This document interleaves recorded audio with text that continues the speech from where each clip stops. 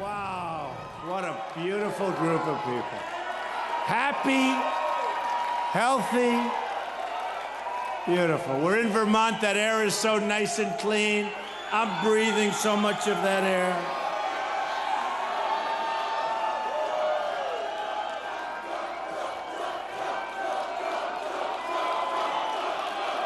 Thank you. That's so great. That is so great. It is true. I got here, I said, I just want to breathe that air. I went outside. There's like 20,000 people. We can't get them in. So you are very, very lucky tonight, I hope, right? You're going to be very happy. They have a crowd that stretched. There must be 15 blocks. I've never seen anything like it. But we do have big crowds everywhere. People want to see our country great again. They want to see a lot of positive things happen, and that's going to happen. We're going to make it something really special. We're going to make it really special. We've been taking a lot of hits. We don't have victories anymore. You understand it? We don't. When was the last time? I mean, you look at what's going on all over the world right now, whether it's the Middle East, whatever. By the way, do you have people's seats? You have seats? You don't. You're standing. I think they got rid of the seats. They got rid of seats. They took some seats out so we could get more people. Yeah, go down. Sit down. Sit down. Be comfortable. Thank you, man. Be comfortable. Be comfortable. Great people up here. It's amazing, right? No, it's amazing. But, so, you know, I announced I was going to run. I couldn't stand watching it anymore. We used to have victories. We don't have victories. We're going to have so many victories that you're going to be bored of winning. You're going to get so tired of it. You're going to get so tired of it. So I always like to start, only if it's good news, but we've had good news since June 16th. You know, I announced on June 16th. And a lot of the pundits, you know, these are very dishonest people, many of them. I mean, some of these guys are just brutal and terrible. Oh, look at all the people up there, too. Wow. What a nice group. But they all said, oh, he's never going to run. He's just doing this for fun. He's not going to do it. He's done it before. I almost ran 4 years ago. I wish I did it. I really wish. Because honestly, that was an election that could have been won. It should have been won. But, hey, so we delay it. Maybe this is better, okay? Who knows? We've gone deeper into the abyss, that I can tell you. But I think, I'm very happy because in Vermont, okay, you know what these are? I love ratings. I get these other candidates, why do you always talk about ratings? Because I'm number one. If I were number two, it's true. If we're number two, we don't talk about the ratings, right? We don't talk about the ratings. But in Vermont, I'm number one by a lot, 32%, beating everybody. Very important. Very important.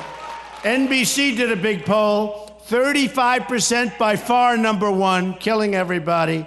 I won't even say, should I say who's number two or not even bother? They're so far. They say no. I mean, they're so far behind. I hope it doesn't matter. Today, Reuters, listen to this one, 43%, 43. And you ever notice at the beginning, I'd come out, we start with nothing. Jeb Bush was actually leading, and then we found out he had no energy, and he went down the tubes. No, we need energy, folks. We need energy. We need energy.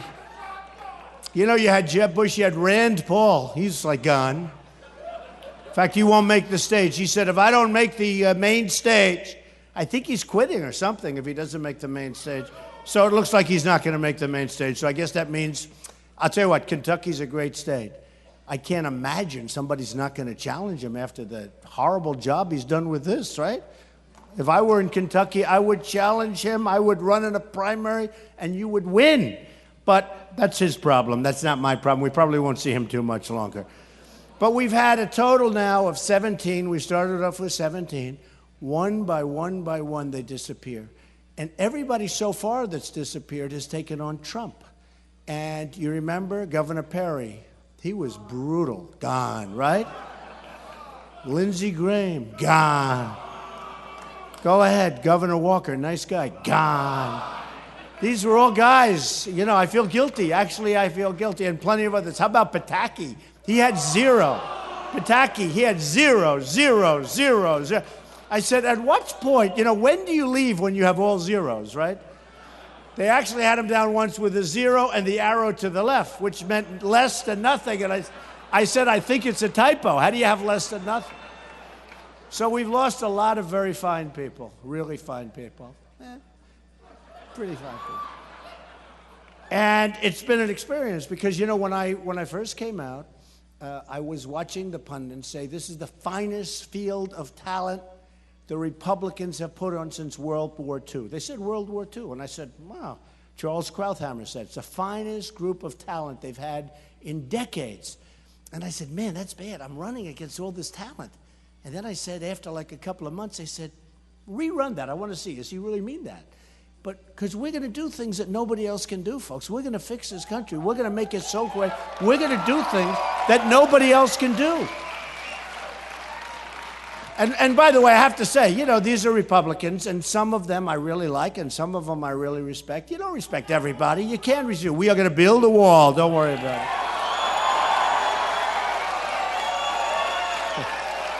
And hey, wait a minute. And who's going to pay for the wall? Who's going to pay for the wall? Who's going to pay for the wall? I've never done that before. That's actually cute. I've never done, I swear. I've never done that before. That's very funny. I've never done it before. That was pretty cool. We're going to have to use that. And I'll always be thinking of Vermont when I've used it. I'll tell you. Who's not going to pay for the wall? Vermont. Right. So it was interesting because when we said we're going to come up here, a lot of people said, why? And most of the guys are not coming up, you know. They're afraid to come up here because it has a tendency to be a little bit liberal, pretty rough, okay? No. And if you look at the candidates, they're not coming here. I think I'm like the only one. I'm the only one. And I said, no, I think. And all over the networks tonight, you know what? All over the networks, all over the place. This turned out to be different. I thought it would be a nice, soft evening. We'll have 500, 600 people. We'll sit around a little fireside. We'll talk. We'll have some fun. And then I hear CNN all day long. This line is massive. This line.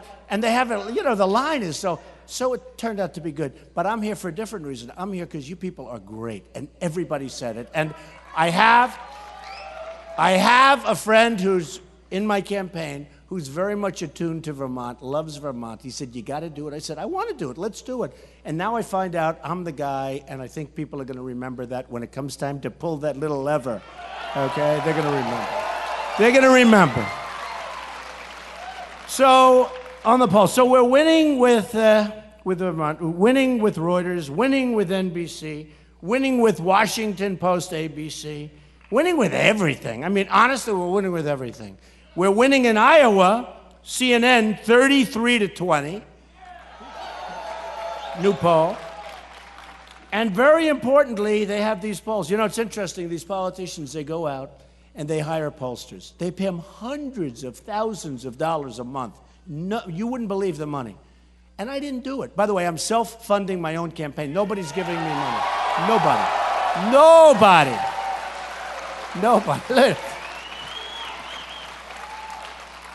It's amazing. People really like that. You know, people really like it. Because I know the system. Who knows the system better than me? I gave very recently, you know, before I did this, $350,000 to the RGA. That's the Republican Governors Association.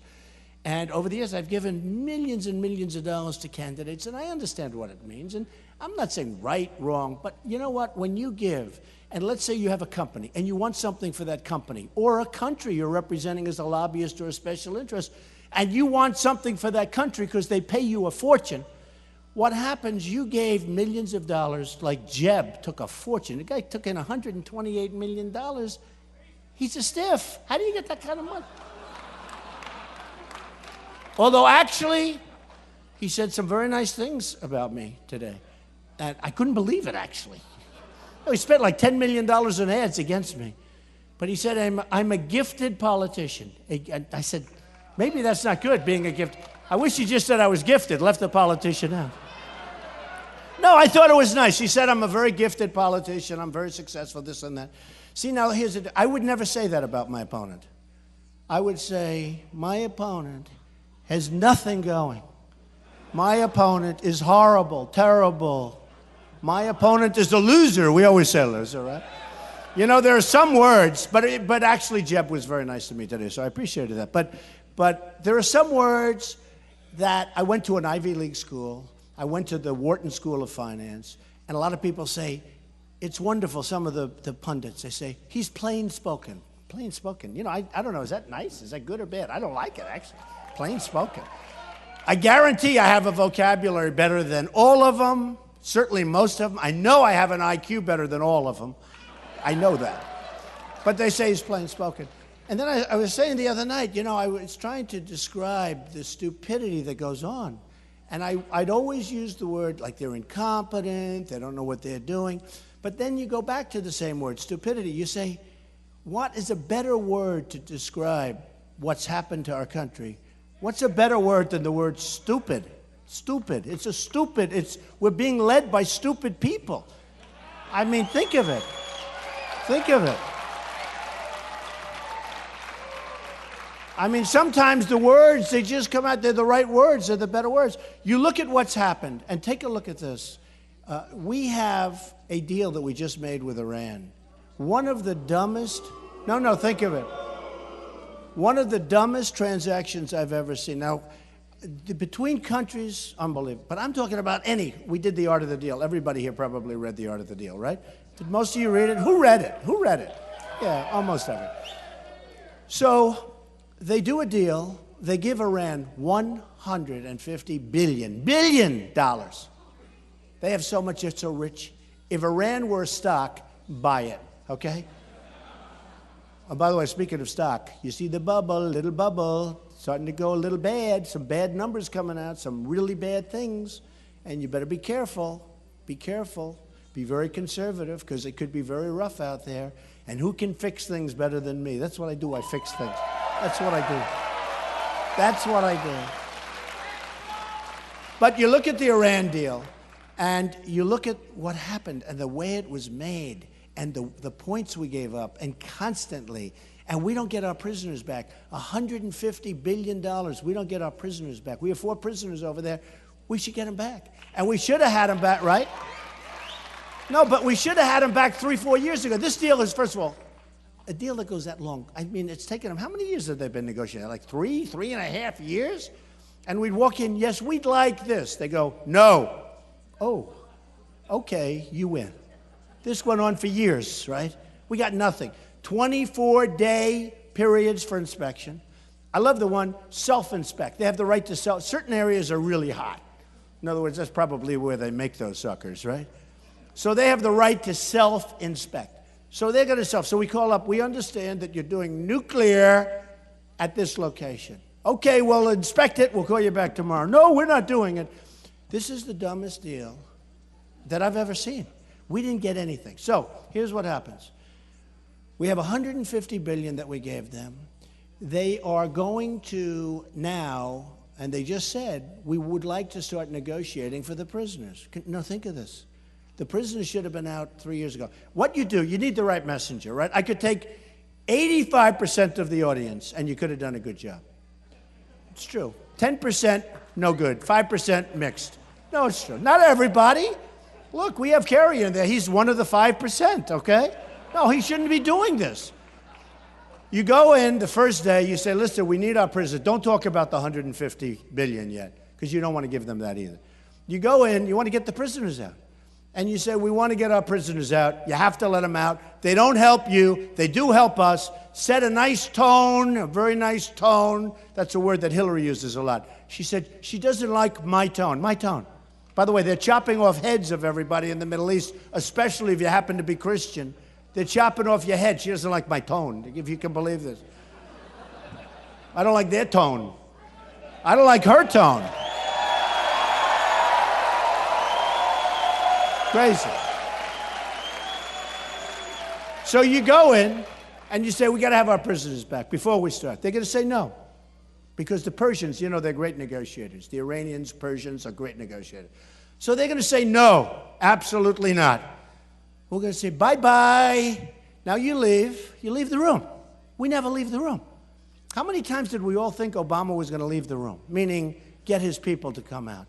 They go back to Iran. They tell everybody that we're stupid. They're winning. This is before the deal's even done. Everyone's saying we're stupid. When somebody says you're stupid, you don't do the deal. But they're marching in the streets and celebrating a deal that hasn't even been done. But I say this. We want up here. We say no. They say no. And they're going to say no.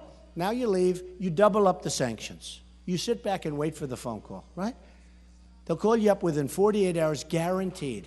And they'll say, we'll give you the prisoners, right? No, this is the way it works. This is the way it works. So they give you the prisoners. So now you have got to get the prisoners in. And not at the end. You get them out at the beginning. You get them out before it starts. And all you had to do is just say, and you will never get them in the first session. They'll say no, 100%. I mean, 95%. Might be they give them, but I doubt it.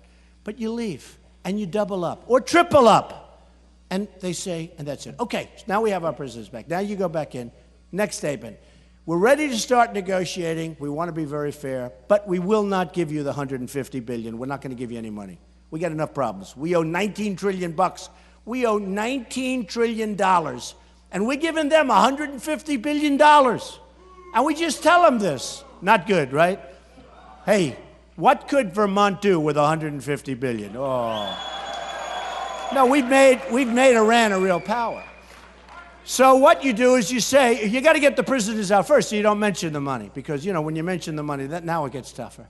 So now they say, no, we have to have that money. We say, you're not going to have it. I mean, you're just not going to have it. We don't have it.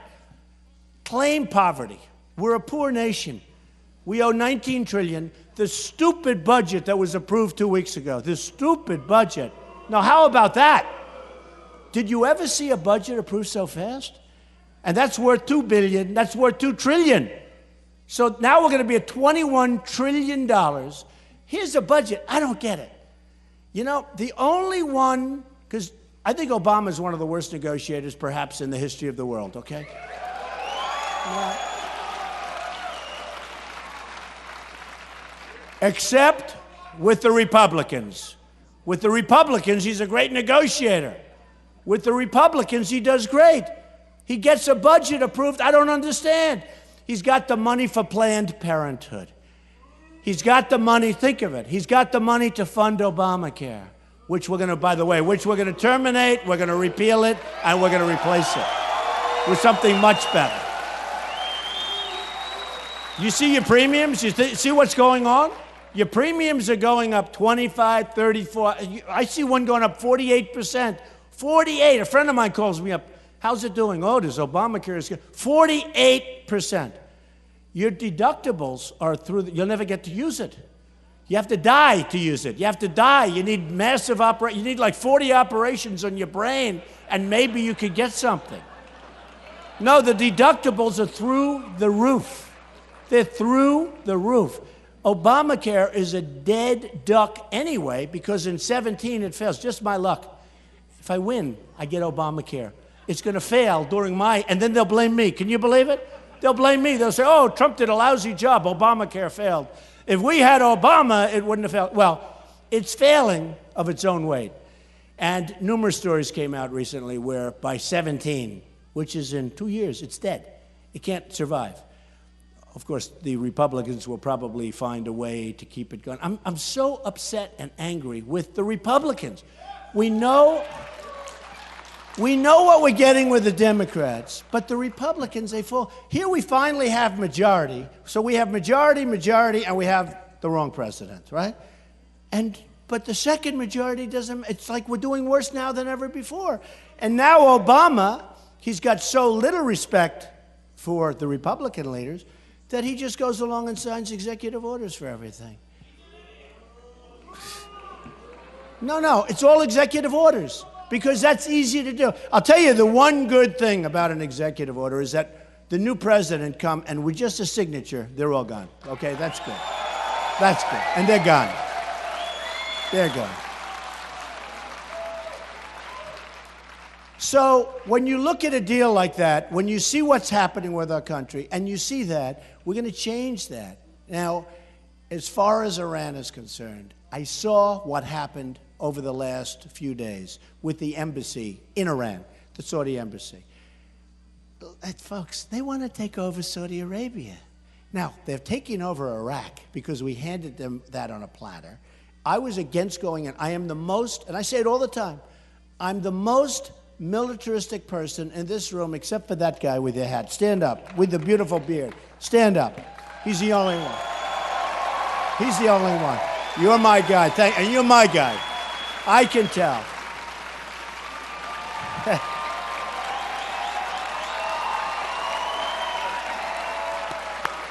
Do I know my people? And I've never met him before. He just looks good to me. No, I said he's the only person more militaristic than I am, okay? And you are. You know what I'm talking about. No, but I'm the most. And we're going to make our military so strong, so powerful, so big, so good. So good. And that nobody's going to mess with us, folks. But I'm the one that didn't want to go into Iraq. And in 2004 and 2003, you'll see stories.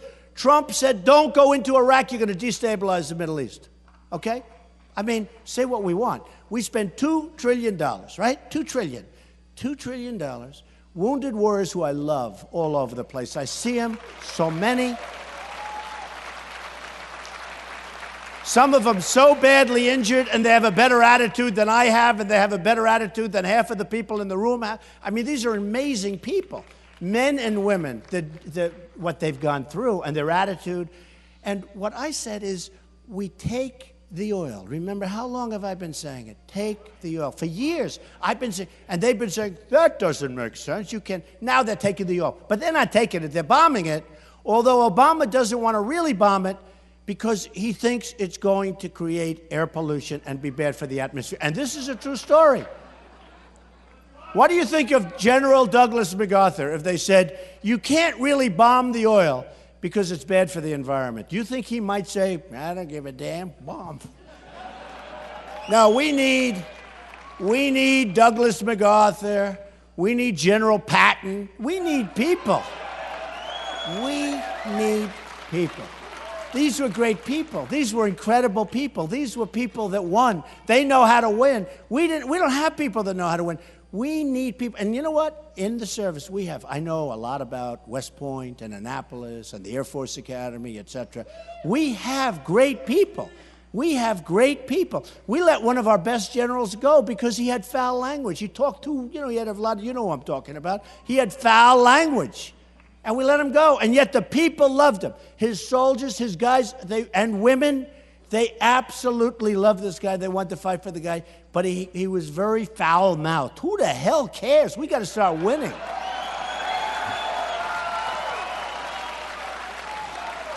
We have, and I say this, we have an amazing situation because I see these generals are on television all the time. They're always on television. I don't want generals on television. I don't want them. And they're just saying, what we're going to do. What are you going to do? We're going to do here. And then we're going to attack here. And then we're attacking here. Now, I figure it's camouflage, right? I figure they're giving false. Turns out to be true. Or Obama, 2 months ago, right? We sent 50 people over. He thinks it's good. See, I think it's bad to say 50 people. Because 50 people, what the hell are we doing? But we're sending 50 people. So he announces we're sending 50 people. Now, these are really our finest. These are 50 incredible guys that I assume women. These are our finest. And they're going over, right? Why do we have to say that they're going there? Because now they have a target on their back. No, seriously. They have now a target, and the enemy is looking for them.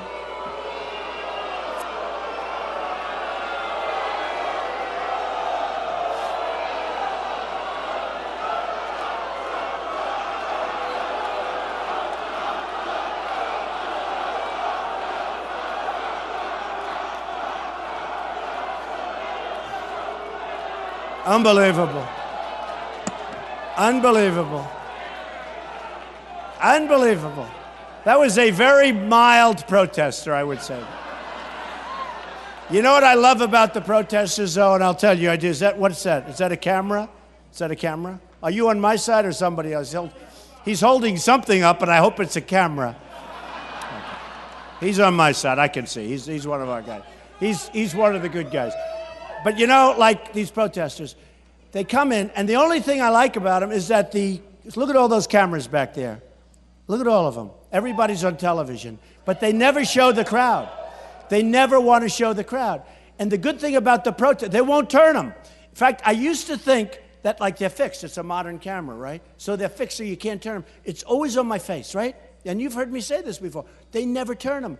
And what happens is when you have a protester, the only time people learn how big these crowds are, because we've got 20,000 in Dallas, 35,000 in Mobile, in Iowa, in New Hampshire. We have the biggest crowds. South Carolina, we're packed. We're going to be in Pensacola, Florida next week. We're going to have 20,000 people. We have these, and nobody ever knows. I go home, my wife, she said, "Oh, you did well tonight. How was your speech? Did you have many people?"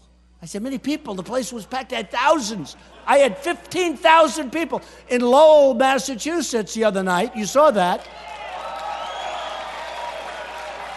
We set a record in the history of the arena." And she'll say, "Did you have many people?" And I say, "Why do you ask?" Because they never show the crowd. That's why I love protesters, because whenever there's a protester, you know, I think they can't move the cameras, right? That they're fixed. They turn into pretzels, they can move them. If there's a protester behind and under the camera, it'll do a somersault.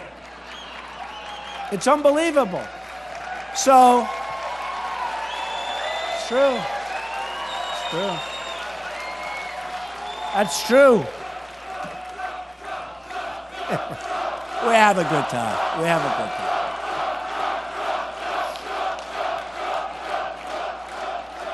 Thank you.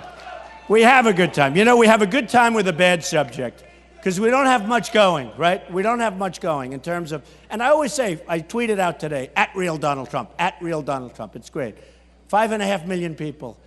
I have more than 5 on Facebook. I have like all this. It's sort of like owning the New York Times without the losses. It's unbelievable. No, it's true. You tweet out, you have millions and millions of people. I mean, friends of mine, they do a book. Would you do me a favor? What? Could you tweet out that I'm doing a book? So if I like the guy or the woman and they're doing a book, I tweet it, and all of a sudden they become a bestseller, and then they don't talk to me anymore. They give me no credit. They give me no credit. But it is a powerful instrument. You know, we're dealing in social media, and we're getting a lot of credit for doing a good job with social media. And a lot of the voters, it's true.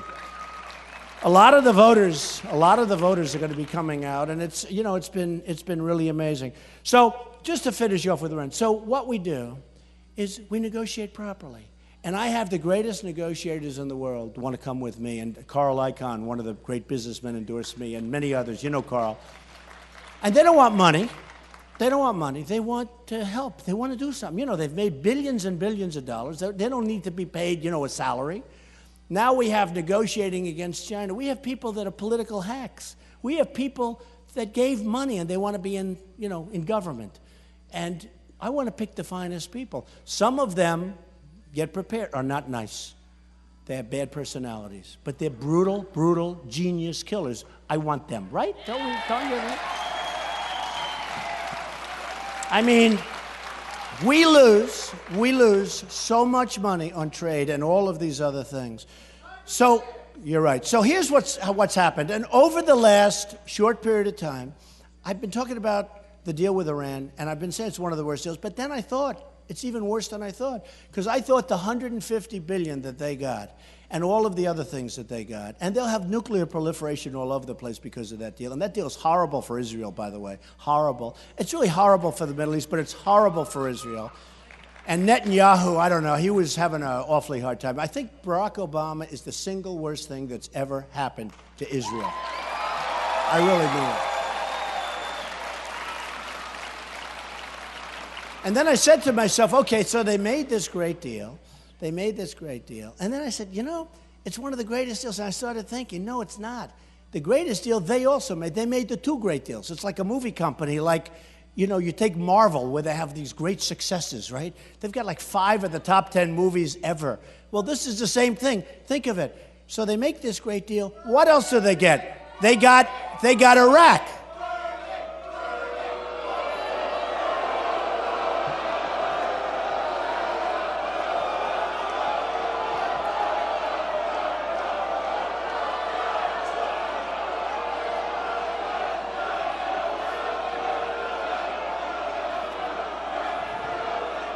Get him out. Get him out. Get him out.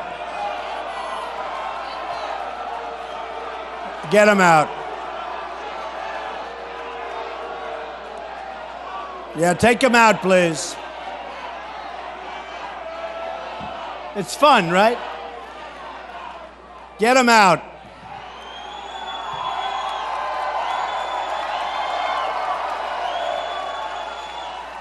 You know, it's sort of fun. Isn't this more exciting?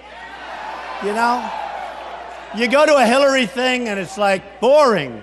You go to a Jeb thing and you fall asleep. We had in New Hampshire, we had 4,500, one of the events. We had 4,500 people. Jeb had 101. Are there any remnants? Any remnants up there? There may be a remnant.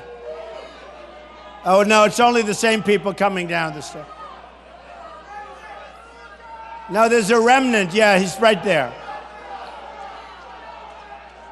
Okay. Yeah, throw him out. Throw him out into the cold. You know, don't give them their coat.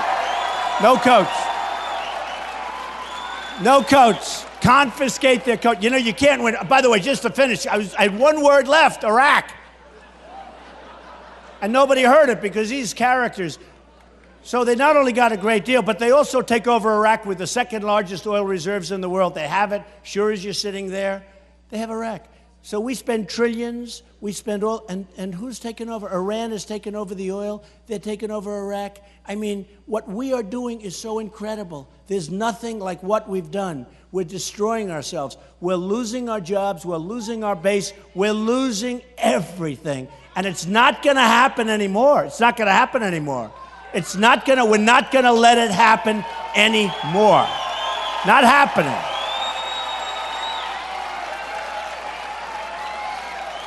Now, I will tell you something about the protesters, and I respect what they're doing, but I really believe, unless they have a substance abuse problem, which is probably there. He definitely does. No, I really think I could take him into a room, talk to him for 20 minutes. What are we doing?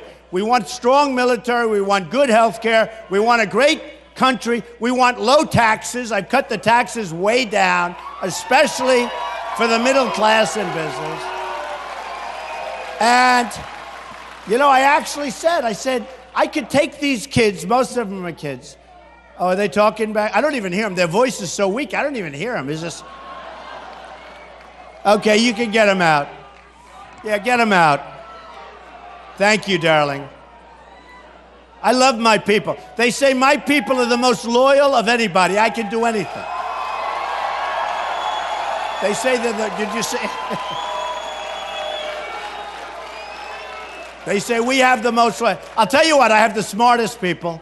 They were trying to say, well, our people aren't. Let me tell you, we have the smartest people. I'm really smart. My uncle was one of the top people at MIT for years. He was a professor. We have good stuff. We have great genes in this room. We have smart people. They get it. They get it. They really do get it. It's been an amazing journey for me.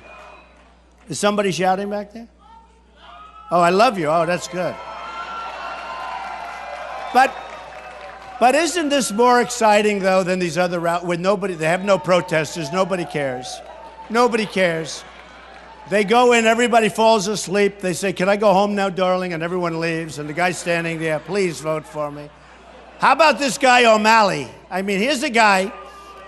Now, think of it. His number one credential is that he was the mayor of Baltimore. Can you believe it? And so now he holds a rally, and one man showed up. Did you see that? It was one of the great. And he's sitting there talking to the guy for an hour, just the two people. Then the guy gets up and he leaves, and the press says, well, are you going to vote for him? No, actually, I'm not. It's time for him to get out. It's time for O'Malley to get out. He is really bad news. At least Bernie is getting some action. He gets much smaller crowds than me, but at least Bernie gets some action, right? Oh, would I love to run against Bernie? I would. Oh.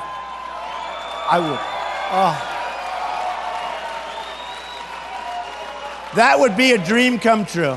But actually, I must say, I have my mind set on Hillary. I do have my mindset. I have my mindset on Hillary. I mean, it's just going to be, what? We'll take it down. What does that mean? That's not nice. I got in such trouble. How about last week? Did I get in trouble? What did I say? What did I say? I said nothing. But I did get in trouble. The crowd there was incredible too. You know what happens? We have amazing people. We have like these crowds, and they're all like interchangeable. We have great people. You go to the South, you go to the North, you go to the West. The people have one thing in common: the enthusiasm, the love of their country. They love their country. It's unbelievable. And let me tell you something. It's going to be very interesting. I don't think we can be beaten. There's a momentum that we have. That is so unbelievable. I thought I heard a little voice over there. Get him out. Take him out. Get him out of here. Yeah, don't give him his coat. Don't give him his coat. Keep his coat. Confiscate his coat. You know, it's about 10 degrees below zero outside. Now, you can keep his coat. Tell him we'll send it to him in a couple of weeks. All right. It's amazing. No, it's amazing. It's amazing. But you know what? Sometimes you go into 20,000, you have none of that. I knew I was going to have some in Vermont, in all fairness. If we didn't have that, it wouldn't be Vermont, right? I mean, it wouldn't be. Hey, why do you think the other Republicans are not coming up here, folks, okay? I'm the only one. Why do you think? But it's a funny story. So the first time it happened was a couple of months ago, and I was really nasty. Because, look, I'm not getting out there with it. But I'll tell you one thing.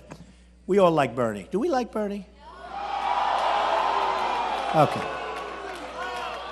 Well, if you want to pay a 90% tax, I mean, he wants to tax you at 90%. Okay, so you don't like him. I wasn't sure. I had to feel that out. But how about when the two young women took over his microphone? They came up screaming at him, and he retreated. He went like this. And they made the speech for the rest of the night. That won't happen with me, I promise. I promise. I promise.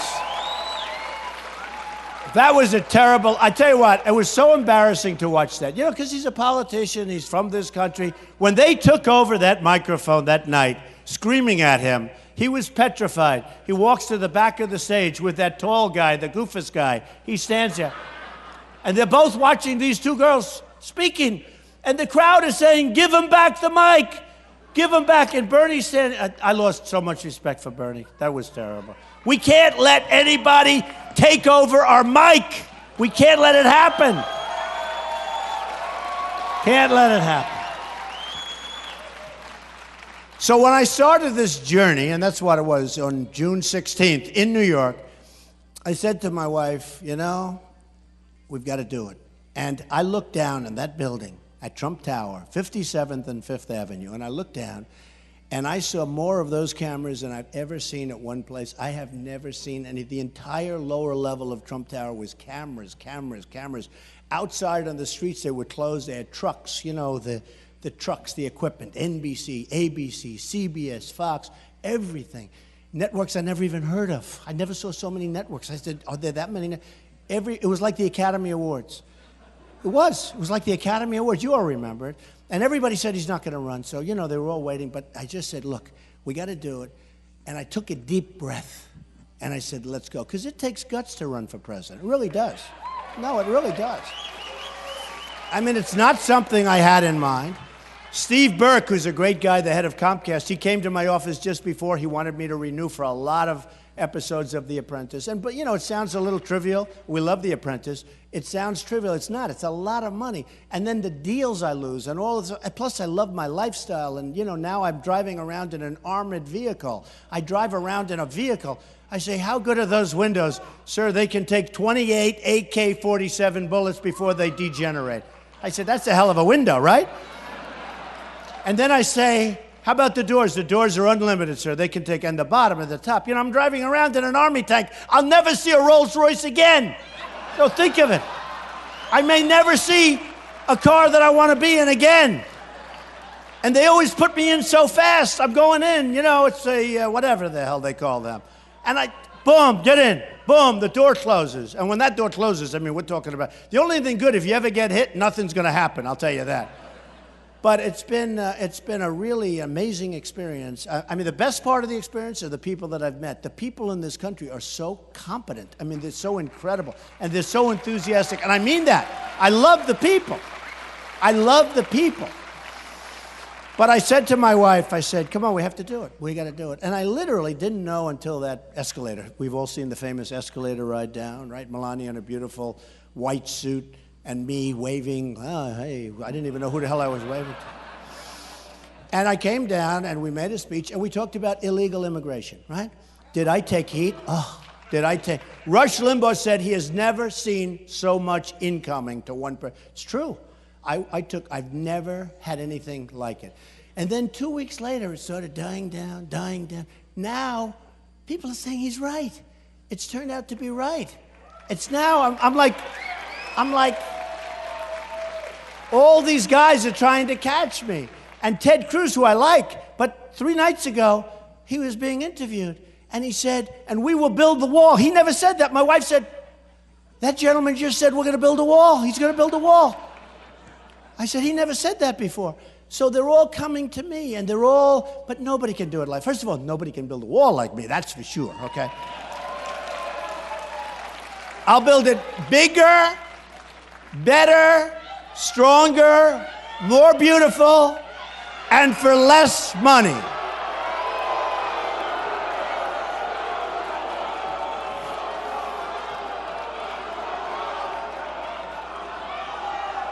I love it. Get them out of here. Get them out. Come on, security, move faster. We need security that moves fast. Come on, move faster. Come on, security, go faster.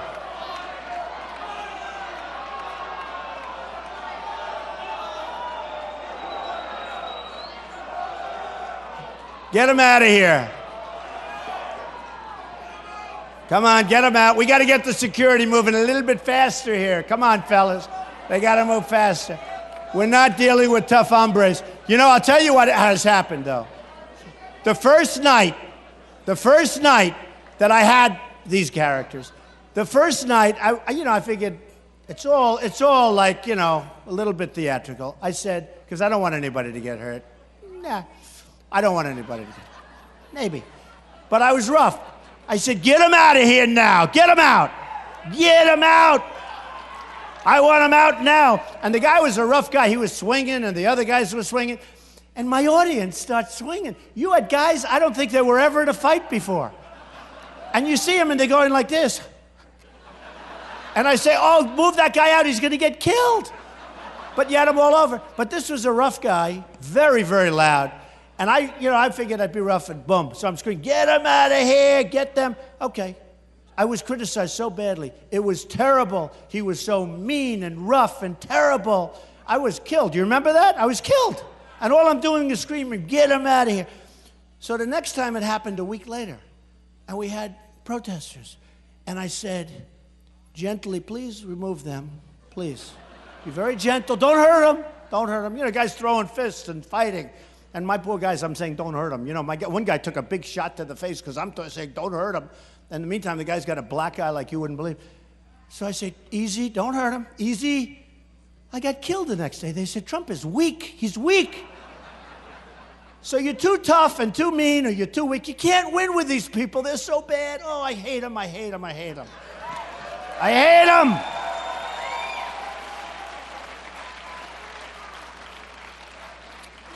So when I started, we talked about illegal immigration. I talked about it in front of all of these cameras, and we were very, very strong on it, and it worked out, and it turned out I was right. Then, as you know, I did something recently, because we got problems, folks. We got problems. You take a look at Paris. You take a look at Brussels. You look at what happened in California. You look at what's happening all over the world. You look at what's happening in Germany. Now, I'm on the cover of Time magazine this week. Can you believe it? No, can you believe it? No, think of it. I was on the cover like 5-6 weeks ago, and I was honored. You know, it's still, look, we can act cool. It's still Time magazine. You're on the cover. It's pretty cool, right? You come from Brooklyn. You live in Queens, you work in Brooklyn, all of a sudden you're on the cover of Time magazine every couple of months. That's pretty cool, right? Pretty cool. But, so I was on a few, like 2 months ago, and then today, I didn't even know. I mean, this is when you're really cool, right? I'm on the cover of Time magazine, and they put it on my desk. It comes out tomorrow. Go buy it. The story's good, so go buy it. If the story wasn't good, I wouldn't have even been talking about it. They put it on my desk. I said, what's that? Time magazine. Oh. I figured, you know, somebody's doing a joke. How could I be on the cover? I didn't even know they were doing a story. So they did a story. It's a great story. And it talked about winning. And it talked about the tremendous crowds we're getting. And it talked about the tremendous enthusiasm. And it really talks about the fact there's never been anything. There's never been anything like this. But the amazing thing, think of this. I didn't even know. Normally a reporter would call you, give them a couple of, like, you know, this is what I think. Nobody ever even called me. I'm on the cover of the magazine. But what happened is, when it came to the person of the year, it used to be called the man of the year. What sounds better? The person of the year, for the women, only the women. What sounds better, person of the year or man of the year? They're saying, I'm telling you, man of the year. The women are saying man of the year. Is this the weirdest thing? We have to be politically correct, so we're going to go person of the year. So they have person of the year. No, I mean, there's so much of this stuff. You have no idea. There's so much. No, I mean, you just heard it. A lot of women. And they're all saying man of the year. And I actually think it should be person of the year. It just doesn't sound that good. But so they come up, their year-end issue, person of the year. Everybody said Trump is getting it, except me, because I said, I'm too controversial. I'm not establishment, thank goodness. I'm not establishment. We're going to do something with the establishment. You know the establishment, these idiots like Karl Rove and all these characters, they don't know what they're doing. He was actually on the other day. I think I had like a 42 or something. And he said, well, that doesn't mean he's going to win. And even the announcer goes, really? Tell me, why not? You know, he's sure as hell got a good start. No, the hatred is incredible. So I said, there's no way that they make me. And I think I came in second or something, second or third. And they chose Angela Merkel. Why? Because she allowed millions of people to come into Germany. And Germany is now in deep, deep trouble. You look at what's going on in Germany. They have got problems like you wouldn't believe. And you look at Brussels, and you look at all. So I said, we have to do something. We have to figure out what the problem is. We have to figure it out. Now, we have a president that doesn't even want to talk about it, right? Radical Islamic terrorism. He doesn't want to talk about it. He doesn't want to mention the term. He doesn't want to use the term. By the way, I have many friends. They're Muslims. They're fantastic people. But we have a problem. We have a problem. We have to find out, and we have to get to the bottom of the problem. We have to be able to solve the problem.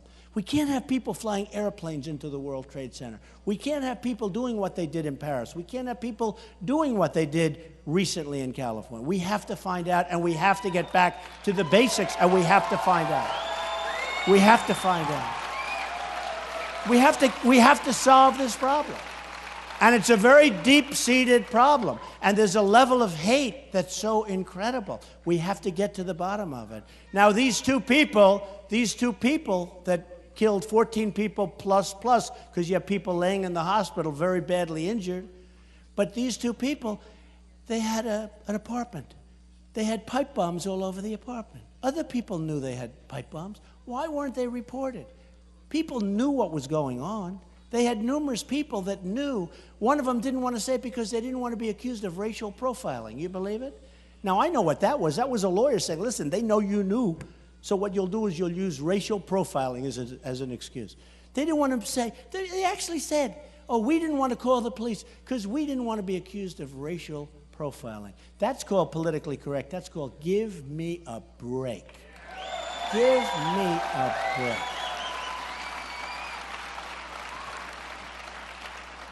So we got to get to the bottom of our problems. We've got to, you know, we've become like,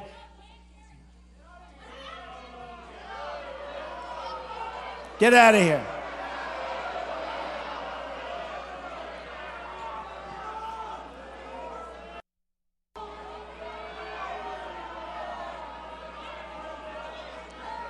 Okay, security, move a little faster, please. Thank you, security. Yeah, get him out of here.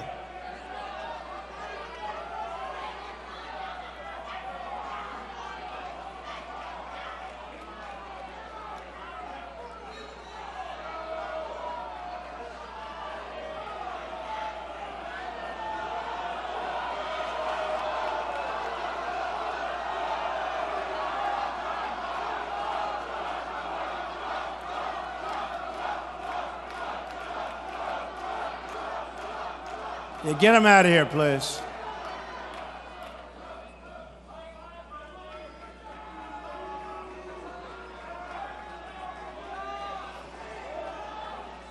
Go ahead. Yeah, get him out, please. Get him out of here. Honestly, they're very rude, but it makes for more fun of, isn't it more fun this way? I find it to be more fun. The other gets boring. Here we have no boredom whatsoever. Nobody's falling asleep, right? Look at that guy with a beautiful woman. Nobody's falling asleep, right? All right, thank you. So, folks, we have to take care of people, and we have to have a big heart.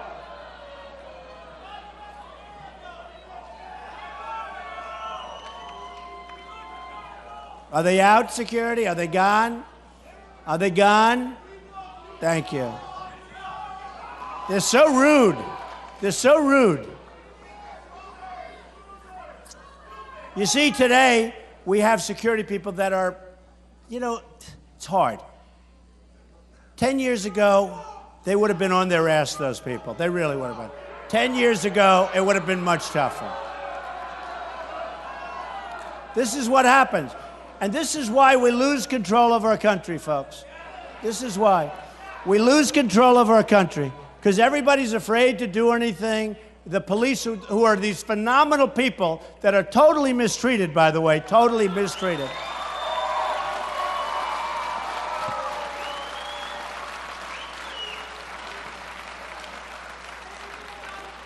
And they really are. They're afraid they're going to lose their job over stuff. You got them out of here? Get them out.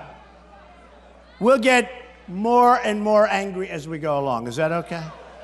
And by the end, I'll say, get them the hell out of here. And then, by the way, by that time, the security will be so tough and so nasty. And you know what's going to happen when that happens? You're not going to have any more problems. You're not going to have any more problems. Did you notice the first group, the security guys are going, they're not my guys. But the first group, they're going, oh, please come with us. And they're screaming, please come. All right, second group, they're a little, now the last time they're starting to get nasty. Pretty soon they're going to get so nasty that we're not going to have any more protesting. You know that, right? So we have to solve our problems. We have tremendous crime problems. We have tremendous problems at the border. We have to solve our problems. And we're going to make this country so strong and so great. We're going to take care of our veterans. Our veterans are just absolutely treated so badly. Our veterans are treated so badly. You look at the Veterans Administration, one of the most corrupt groups of people anywhere in this country. Our veterans are going to, it is what's happening to our veterans. These are our great people. They are being treated terribly. And we're going to change that. And we're going to get it changed. And we're going to get it changed quickly and fast.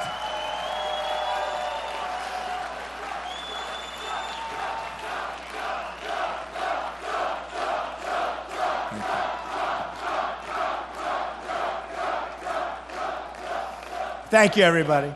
So when I started this, it was about trade with China. China's ripping us. It was about trade with Japan and Mexico. They're taking our businesses. They're taking our companies. Nabisco is leaving Chicago, going to Mexico. No more Oreos for anybody in this group. No more. I don't want any Oreos anymore. Nabisco leaving Chicago, building a big plant in Mexico, closing up. How does that help us? How does it help us, folks? How does it, then they make and they send the product, no tax, no nothing, boom. How does it help us? Ford, $2.5 billion plant in Mexico. So they're going to make cars, trucks, and parts. They're going to bring them over the border. They'll probably be driven over the border by illegal immigrants because it's very inexpensive. No, it's true. It's true. They'll be driven over. They come in the border. Nobody's going to check them. You know, we don't have anybody to check them. Nobody cares. And our country's going to hell. Our country's going to hell. And it's going to stop. And I tell people, like using Ford as an example. You take Ford as an example. They go in to build a wall, but they go in, think of it, they build this massive, you know what, a $2.5 billion plant, we're talking a one-story building, $2.5 billion? Now, how many places close up in Michigan and other places to get that done? And I tell people, let's say, oh, this is impossible to imagine. Low energy, Jeb Bush becomes president. Hello, I'm Jeb. No, he's afraid to use his last name. Can you believe it? I'm Jeb with an exclamation point. I said to him, use your last name. I think you'll do better. Actually, I think you'll do better. But look, but he understands what's going on, and he'll say, and they'll say, this is bad, and he'll say, well, you know, let's do it. Then what happens? The people that gave him the $128 million, of which he's using a lot of it on negative ads on me. So far, it's had no impact, which is, actually, I went up in the polls. I don't know what the hell. Somebody's doing a bad job. But those people that gave him those millions and millions and millions of dollars, they know the people at Ford, and they know other people, and they get hired because they're lobbyists and they're special interests. They make a lot of money. And they'll go to Jeb or Hillary or Marco or any of them because every single one of them is borrowing and taking money. They're taking money. Again, I'm the only one that's not. So they're going to go in, and they're going to say, you can't do that. Because they know it's no good. We're losing factories. We're losing our jobs. They're going to have jobs, but the jobs are good for Mexico, not for our country, right? So they're going to go and they're going to say, like, well, let's say Hillary said, it's not good, we're going to end it. She will be met with such resistance from the people that gave her the money, all this money to run. And one of them will say, you can't do that. These people supported you. They gave you $5 million. You have to let that factory go through. You have to let them build that plant. Nabisco has to build. Ford has to build. They all have to build. With me, it's different, okay? With me, it's different. With me, it's different. With me, they're going to come in, and they're going to say, President Trump, sir,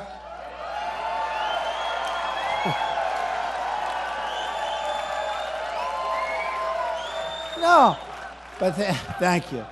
They're going to say, Mr. President, it's really a good thing for our country. Now, you know, why? Because we're losing jobs and closing factories? That's good for our country? Not good for our country. Nobody's going to, you don't have to go through high school to know that. It's bad for our country. They're going to say, it's really good, Mr. President. Okay, so after about like 2 minutes, I'll cut that one off.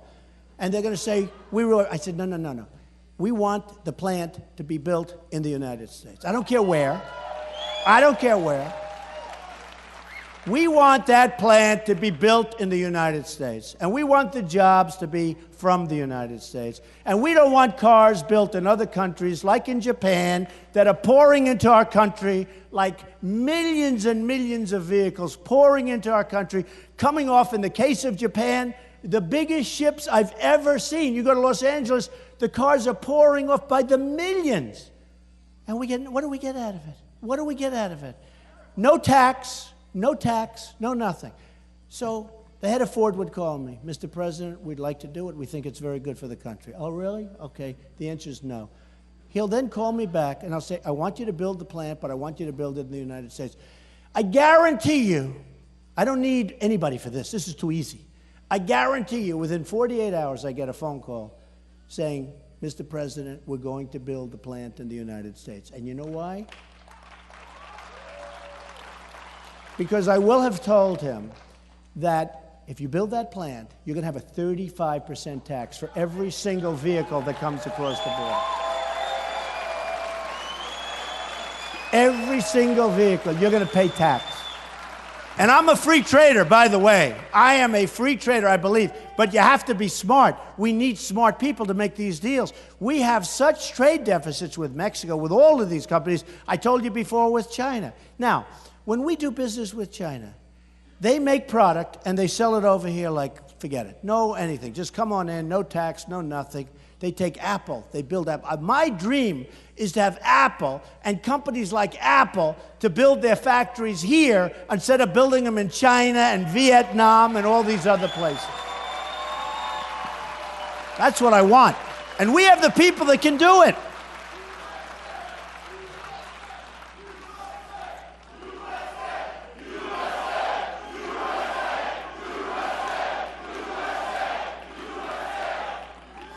You know, speaking of that, though, when you think, remember when we were, some of you are a little bit older and some are very young, because we actually have a young audience. We have a very young, but some, so they won't remember. But do you remember when we used to have the stickers Made in America, right? You don't see that anymore. You don't see it anymore. Made in the USA, less so, you see it, but it was also Made in America. And when it said Made in Japan, that was a bad thing. That was like a cheaper product, right? Made in America. Many of us remember that. We don't have that anymore. We're going to go back and we're going to have that again. And you know what else we're going to have? You know what else we're going to have? When it's Christmas time, we're going to all say Merry Christmas. It's true. It's true.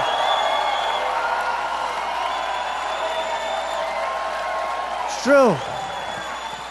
We're going to say Merry Christmas.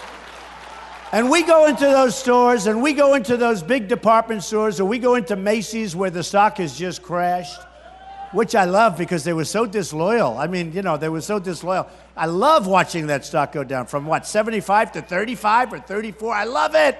I love it. No, so disloyal. Why? Over illegal immigration? I mean, you know, it's just horrible. But you go in there, you don't see Merry Christmas. We're going to see Merry Christmas again. And we're going to have happy holidays, and we're going to take care of everybody. But we're going to see Merry Christmas again, folks. We're going to see it.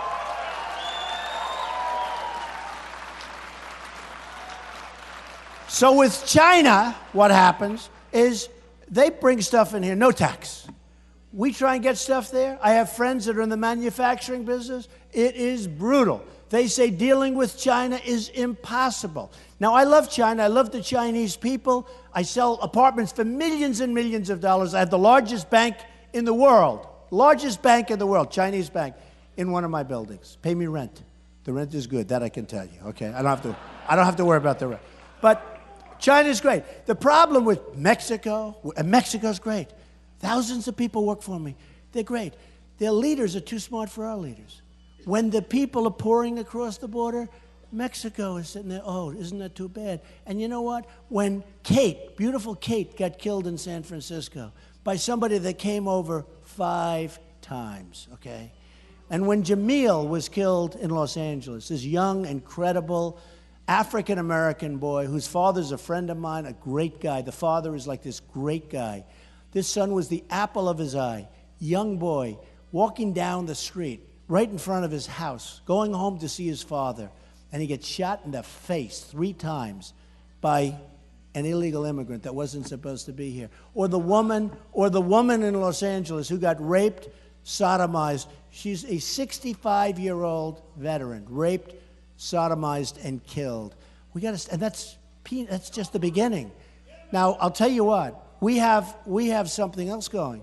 You have a woman up in New Hampshire who actually said, I'm going to vote for Mr. Trump. Now, do you know the woman I'm talking about? Where she shot the guy that was attacking her. She carried a pistol. I love this woman. I love this woman. So she feels somebody's behind her because we're going to protect the Second Amendment, folks. We have to protect it. We have to protect it.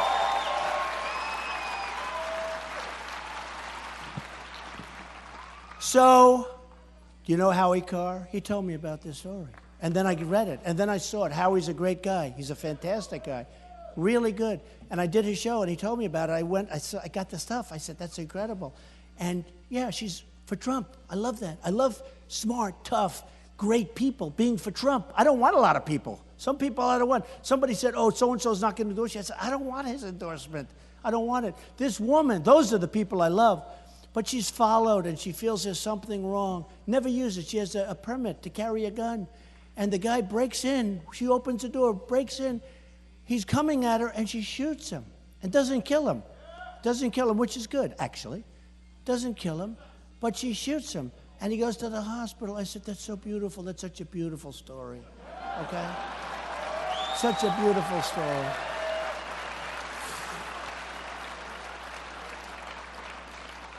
We need our guns. We need the guns. I mean, whether we like it or not, we need our guns.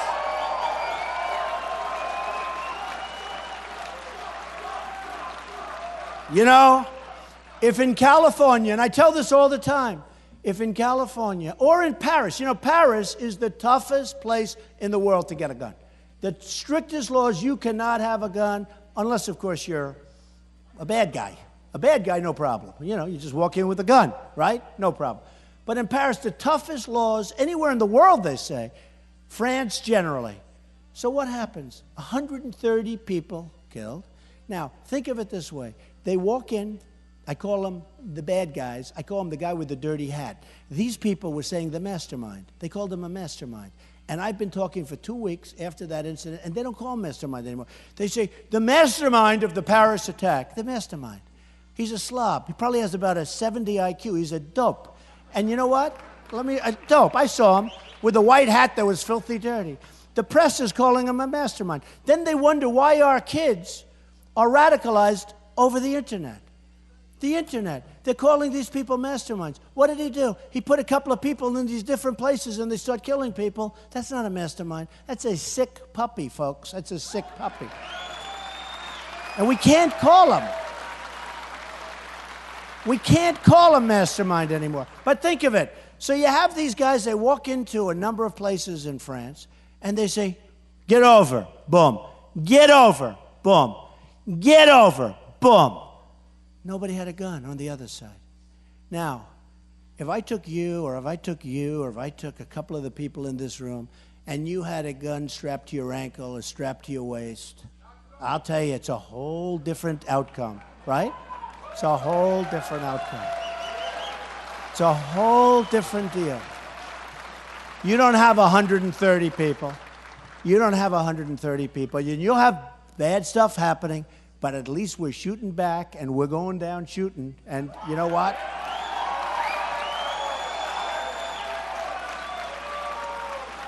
And nobody can dispute that. And when I have debates with these people, and by the way, they say I won all of the debates. Can you believe it? I never did it before. All of the online poll, Drudge, Time Magazine, Slate, all of them, PBS, they all say Trump won the debates. Can you believe it? Then I go home and I watch. How did I do? Well, he did okay. Not so great. He did okay. Can you believe it? And then my numbers go up. I went up last time 11 points right after the debate. I went up 11 points. Can you believe this? And I didn't know would I be able to debate. Who the hell knows? I got these politicians. All they do is talk. I create jobs. All they do is talk all day long. And they're not very good debaters, are they? Really, they're not too good. Anyway, so when you look at it, and if you had people with some protection, even if you had 4 or 5 people in there, it would be a whole different story. And people cannot beat you at that. I deal, coming from New York, and they want to get rid of the guns, and they always want to get rid of the guns. And I talk to them, and I have these debates in front of people. And I win after like 2 minutes, it's over. They can't beat you in that debate. They can't. And then I call them the next day. I say, so do you agree with me? No, I don't. No, I don't. Look, if we would have had guns on the good guys in California, if they would have had them in Paris, if they would have had, how about on the military base where 5 great soldiers, 2 of them were world-class soldiers. 2 of them, and one in particular was one of the, he was a AAA. This guy was one of the greatest soldiers.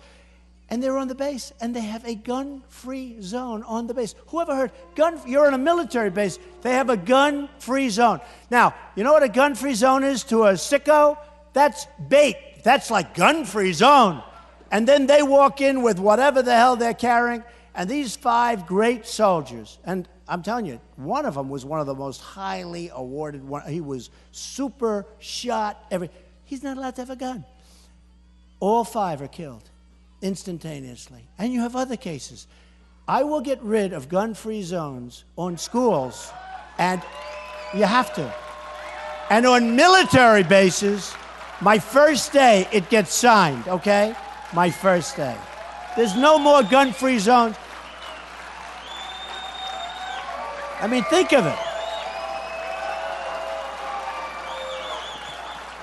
A gun-free zone on a military base with some of the best soldiers we have, sitting there, relaxing, watching television, no gun, guy walks in, kills all of them, okay?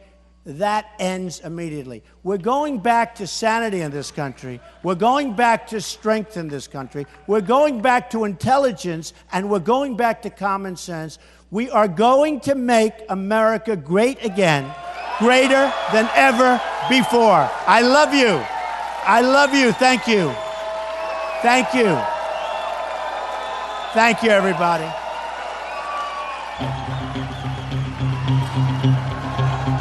Thank you, everybody. Thank you.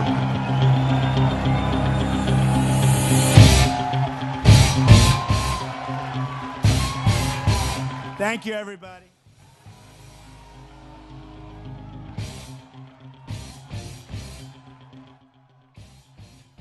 And folks, that was the Donald Trump rally in Vermont. We will watch him thank his supporters, and when that is done, we will show you an encore presentation of this rally.